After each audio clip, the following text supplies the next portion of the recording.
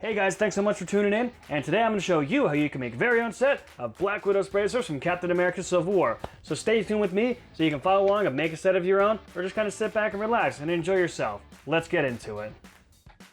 So for starters, we're going to go ahead and lay the base of the build right now. Now we're going to start by doing that and make a truncated cone. Now, a truncated cone is a cone that doesn't have a tip on the end. At least that's what I think it is, or at least what Google told me. So basically the bottom of the cone is going to be 12 inches long, and the top of the cone is going to be about 9.5. We're also going to make this about 5 inches wide. That's just a good dimension that I had lined up with my wrist, and I mean you can change it, but this is what I like for the build. We're going to do 12 by 9.5 by 5.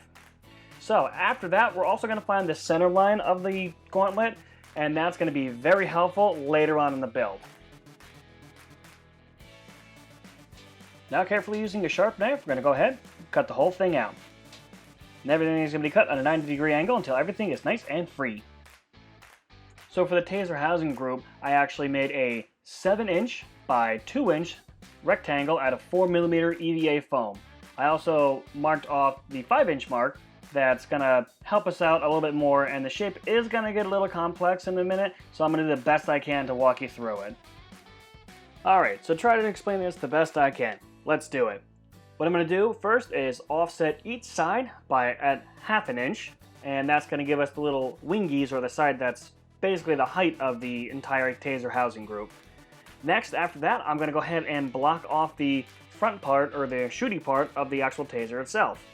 Now, I am going to go ahead and set it back 1 inch, so it kind of has a 1-inch little block, because since the middle is going to be 1 inch, it kind of made sense. After that, we're going to go ahead and just kind of angle right where our 5-inch mark is to the end of the wing as well.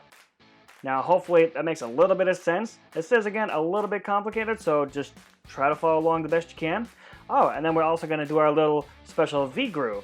Right along the inside of the 1/2-inch mark, we're going to go ahead and cut a little bit of V-groove, and that's going to give us the edge that we're looking for, so we don't have to glue a lot of parts together, and we can just kind of fold it down. I think that's going to look the best way. When you cut the V-groove, just be careful you don't cut all the way through, because then you're going to ruin it, just like I did. I had to redo this a few times before I actually got it right, but you only want to cut about halfway down. Now, remove all the pieces, and then you're going to get that nice little bend, minus that little hole part. Don't do that. So with my terrible explanation that I hope you followed along, I'm going to go ahead and arbitrarily point to some things, like the V-grooves, and a little part we're going to make the shooty thing out of. And I'm going to give you a little bit of a demonstration of how it all comes together and how everything should bend. And I'm going to show you the finished product of what it should actually look like. So hopefully this helps you understand how it should function and how it should actually make all the folds. Like these folds right here, we're going to get some glue in the middle, and then we're going to put this piece right here. And hopefully, it's all going to come together in the very end.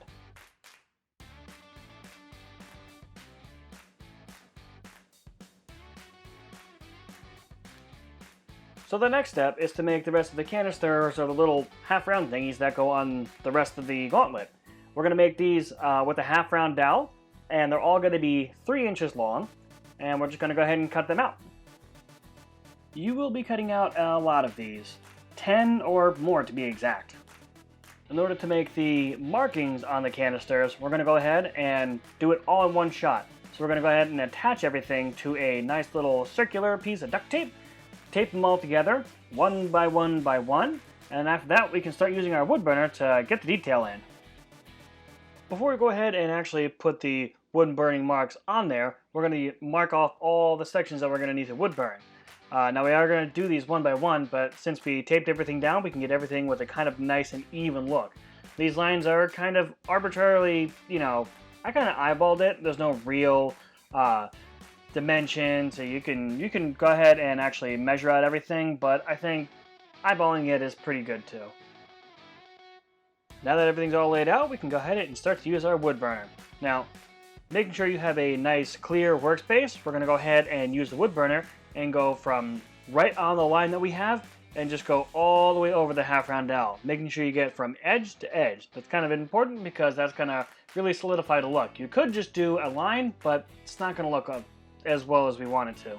So after that, do it on one side, do it to the other side, and then we can start to actually glue everything together.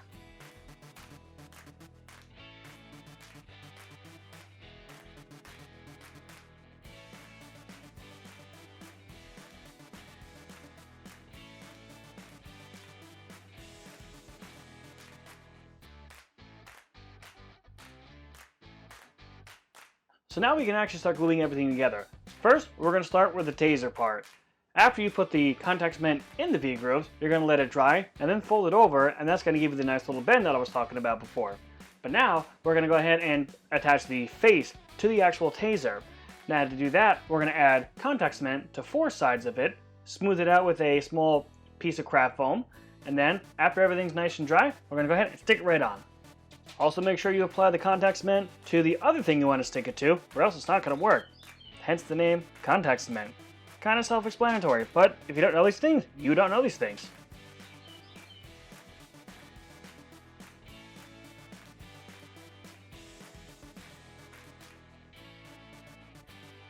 So the next step we're going to do to add a little bit more dimension to our taser part, we're going to go ahead and wood burn in some panel lines. And I also used a small trick I kind of thought up myself. I'm not going to coin it, but I did it myself.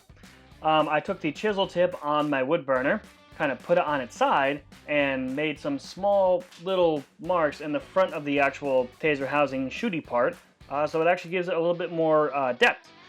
That's just going to make a little bit more dimension in the actual prop itself, and I think it looks pretty good.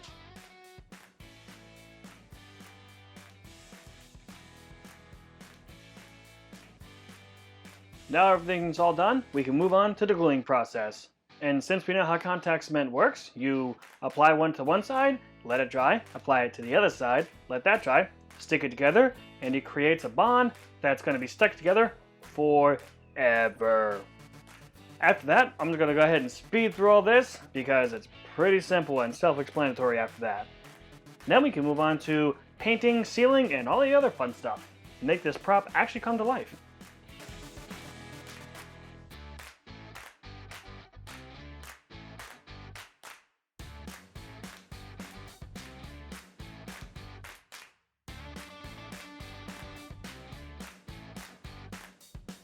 These lines that we made are an actual guide to the actual taser part that's going to sit right on top. And after that, we're going to go ahead and glue the canisters on. The first canister, I'm going to go ahead and place on the seam just so I can hide it and I don't have to fill it. After that, you can put as many as you want. You can make it as sparse as you want, or you can make as many as you want. Totally up to you.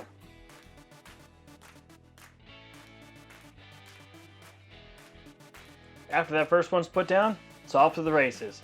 You can add as many as you want, or as little as you want. Honestly, in this build, I probably should have added a little bit more, but that's okay. You live and you learn. Now that that's all done, we can go ahead and start sealing our prop. We're going to hit it with a heat gun, which is going to shrink all of the foam, and then after that, we can throw over a few coats of Plasti Dip. And since it's a black prop, we're basically done. We are going to use a little bit of a dry brushing technique just to highlight some of the edges on top of everything, but after that, that's basically it. Hit it with the clear coat, and we're done. Now I almost forgot to actually, the shooty part, we're going to use a little bit of red. I like Flat FX paints, but dealer's choice. Paint those little rectangles red, and you're good to go. Alright guys, that's it. Now we have our very own set of Black Widows bracers from Captain America Civil War. Now, the best part about this is how simple it was. This thing I could make in an afternoon. You could do it yourself. It's super, super simple. The longest part is waiting for everything to dry. Now, you could have added a piece of Velcro or a zipper here to make it a little bit easier to get on and off. I generally like to just slip it on, slip it off. Comes right off. But there are a few things I would change about my design with this whole thing. Now, one of the things I was going to change is the spaces in between each one of these little canister doohickeys, whatever you want to call them. I would have put them right up against each other so we can have a lot more, and it probably would have looked a lot better. Now, I did some on this side, I did more on this one. You can be the judge, tell me which one you like better. Also, I made a mistake when I was going to put the Plasti Dip on everything. I put a stick up in the middle, and it was holding it up, but as I clamped it down, I basically glued it to itself. Now, you can just go ahead and sit there and say, let's go ahead and say Black Widow actually didn't trade so many punches with Black Panther, so that's why it's dented.